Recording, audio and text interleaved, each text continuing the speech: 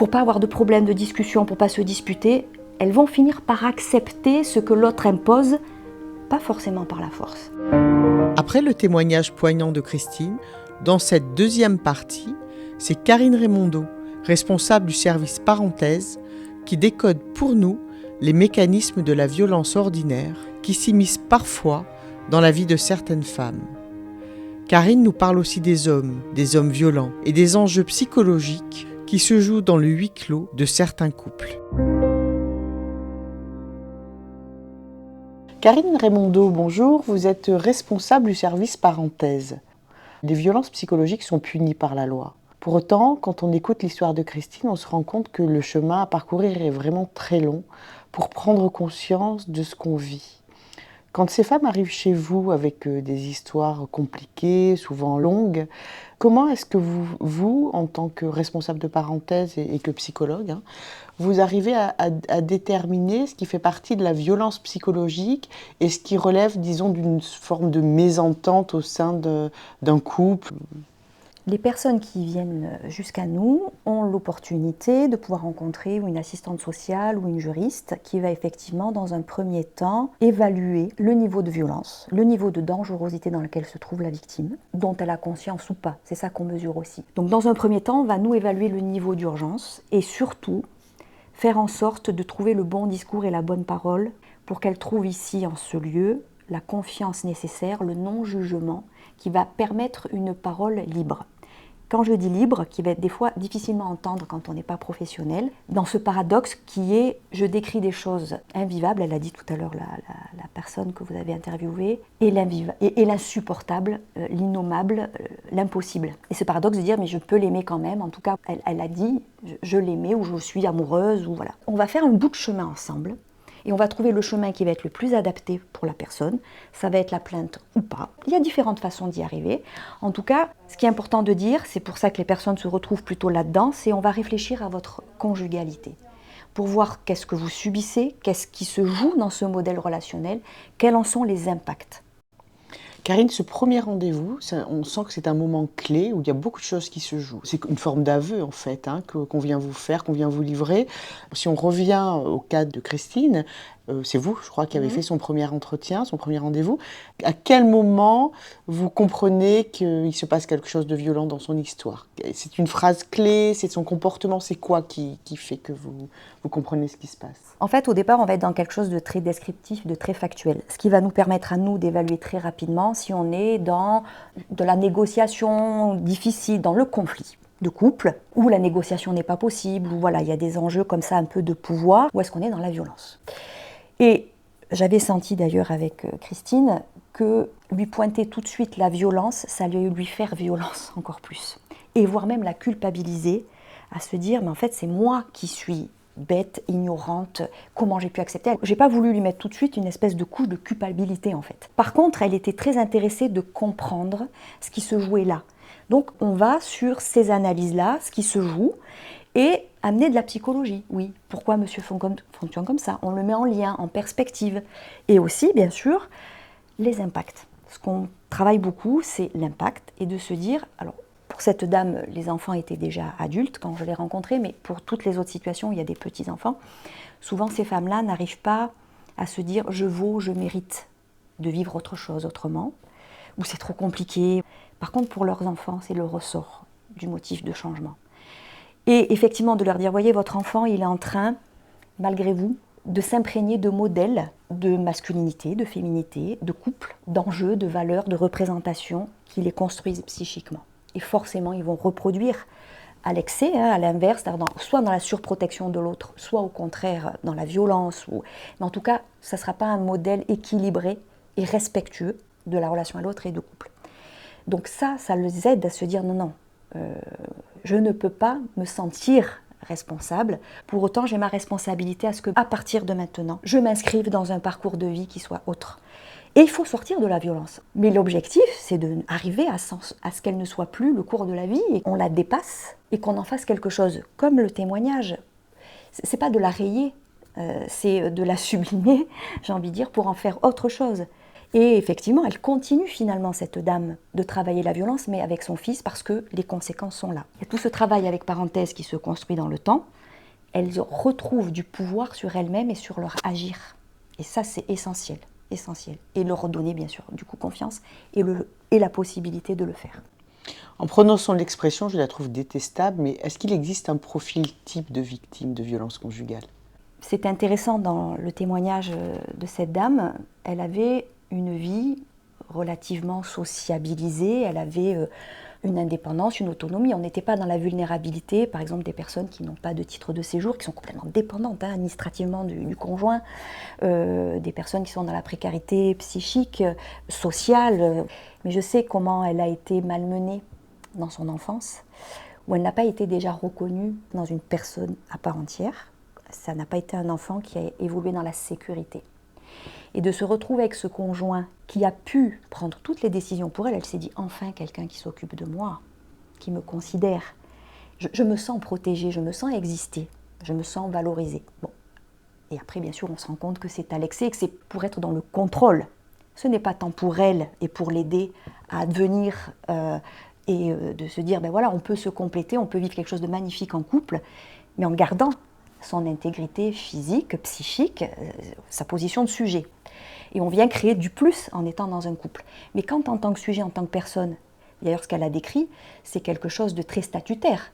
Elle avait un travail, elle avait de l'argent, mais émotionnellement parlant, elle n'a pas évoqué, c'est normal, mais elle a fait tout ce travail-là, ces failles d'estime de soi, qui a fait qu'elle a accepté, malgré elle, mais pour vivre cet amour-là et pour être reconnue dans les yeux de cet homme qui avait de la prestance, qui avait certainement beaucoup de séduction, et ben de la valeur. Bon, qu'elle a reperdu après, complètement, parce qu'il l'a détruite psychiquement. Les femmes qui poussent la porte de votre service, qu'elles vous soient adressées par la police, par la justice, ou qu'elles viennent comme ça parce qu'elles ont entendu parler de vous, quelles sont les solutions que vous leur proposez concrètes? On va s'adapter à la singularité de chaque situation et on va prioriser. On va vraiment partir dans une stratégie d'accompagnement, de prise en charge et on va, voilà, je reprends ce que j'ai dit un peu tout à l'heure, on va prioriser. Peut-être que c'est la justice par une ordonnance de protection qui va complètement protéger la victime dans un premier temps. Peut-être que ça va être une mise à l'abri parce que psychiquement, elle est incapable d'être dans un agir contre lui. Elle le vit au départ quand elle va déposer plainte contre quelque chose. Elle le trahit. Elle trahit ce secret, elle trahit cette intimité. Avec la peur de ce qu'elle peut entendre aussi qu'on va lui renvoyer dans sa responsabilité d'avoir accepté tout ça. C'est tout ça qui se joue au moment de poser un acte. Soit elle n'est pas prête à se séparer, il y a tout un travail psychique au départ pour donner du sens à ce qu'elle se trouve la légitimité à poser un acte. Bon, sauf quand il y a danger imminent, on se doit nous de faire un signalement au procureur et là on fait intervenir quand même les forces de l'ordre pour la protéger. Alors après on a toute une batterie, aujourd'hui la loi nous permet de mettre plein d'outils en place, le téléphone grave danger aussi qui va nous permettre quand la personne est recherchée par exemple. On a beaucoup de logements d'urgence aussi sur le territoire de la CASA, c'est pas facile, mais il y a quand même une offre sur le territoire avec des opérateurs, des associations qui mettent à disposition des petits logements. On essaye de trouver ce qui va le mieux convenir pour que petit à petit, elle se trouve cette sécurité essentielle. Dans votre service, il existe également des groupes de parole pour les hommes qui ont été violents, qui vous sont adressés, je crois, par la justice. Oui. Je ne sais pas si ça peut aussi se faire sur une démarche de volontariat oui. aussi. Et vous pouvez nous parler de ce processus que vous avez mis en place? On a 4 dispositifs, on va dire, en lien avec les auteurs de violences conjugales. On ne les reçoit pas du tout ici, mais en antenne de justice. Les lieux ne sont pas du tout les mêmes, c'est sécurisé. On a 2 dispositifs en alternative aux poursuites. Un sur le volontariat, c'est une psychologue qui reçoit en individuel en antenne de justice pour ceux qui veulent faire ce travail-là. Et aussi en post-sententiel, on organise des stages de responsabilisation pour des personnes déjà condamnées.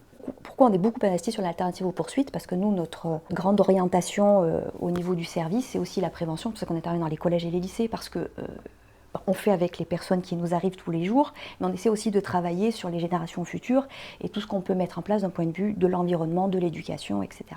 Souvent, ce qui se joue dans les auteurs que l'on reçoit, je ne parle pas de ceux qui sont condamnés à des lourdes peines, qui sont dans la certitude qu'ils ont raison de faire ce qu'ils font parce que la domination masculine, elle est intégrée et elle est, selon eux, légitime. Bon, cela, on n'en parle pas, c'est un autre travail. Pour autant, nous, la masse que l'on reçoit, où on est sur des conflits, où à un moment donné ça dérape, il y a un acte de violence, forcément, ces actes de malveillance, de maltraitance, ils renvoient une faille, une faiblesse. Et on essaie de les amener à ne plus se focaliser sur l'élément déclencheur qui a mis à mal leur comportement et leur passage à l'acte, mais c'est d'aller identifier ce déclencheur, la dispute, le énième reproche, ce qu'ils vivent comme une reproche de leur compagne, etc. Dire, mais sur quel bouton ça a appuyé en vous, là ? Qu'est-ce que ça a réactivé qui a fait monter cette colère ? Et c'est tout ce travail-là qu'on essaye de leur faire émerger au travers de discussions, de films, qui puissent se dire, bon, là oui j'ai dérapé, la plupart disent oui j'ai dérapé, mais ils ne se reconnaissent pas comme un homme violent, et c'est vrai qu'on ne veut pas les réduire à ça pour avoir une marge de manœuvre, pour qu'ils puissent aussi se dire, je vaux la peine de vivre autre chose et autrement. Et effectivement, ce travail, c'est quelle émotion, parce qu'en fait ces gens-là ne sont dans l'incapacité d'exprimer ou de repérer les émotions qui les animent. Et effectivement, pour eux, c'est impossible de se montrer fragile, faible, se dire, ben oui, en fait, ce que je demande à ma compagne, c'est de me sécuriser constamment.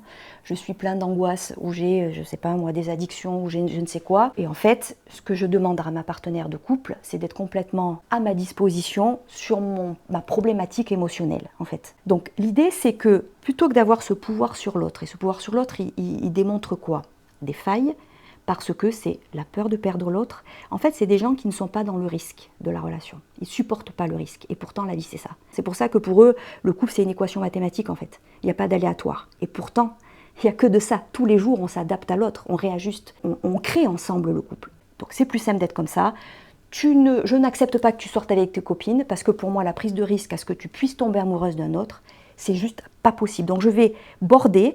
Elle a exprimé aussi tout à l'heure la personne, je ne vais pas te mettre en lien avec tes parents ou avec tes frères, tes sœurs, je vais un peu t'isoler malgré moi. Alors je ne vais pas te mettre là le couteau sur la gorge, je ne vais pas te menacer, mais je vais te faire comprendre que j'apprécie pas. Vous voyez comme c'est subtil le truc en fait. C'est comme ça elle a parlé de relation d'emprise, mais c'est comme ça qu'en fait on rentre dans un truc où pour pas avoir de problème, de discussion, pour pas se disputer, elles vont finir par accepter ce que l'autre impose, pas forcément par la force. Et c'est ça qu'on essaie de faire comprendre aussi aux auteurs en fait. Parce qu'ils nous disent, mais attendez, je ne l'ai jamais attachée à la chaise, elle pouvait sortir. Oui, non, enfin, tout ce que ça imposait derrière faisait que c'était impossible.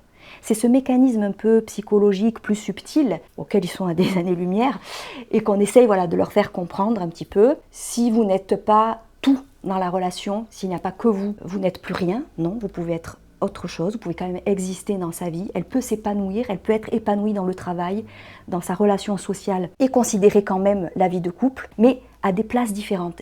Karine, quand je vous ai appelé pour vous demander cette entrevue, pour que vous me parliez du travail formidable que vous faites à Parenthèse, vous m'avez dit tout de suite oui, mais vous m'avez dit il faudra passer un message positif. La question c'est, est-ce qu'on peut sortir de la violence et est-ce qu'on peut se reconstruire après un long épisode de violence conjugale ? Oui, heureusement. Oui, bien sûr.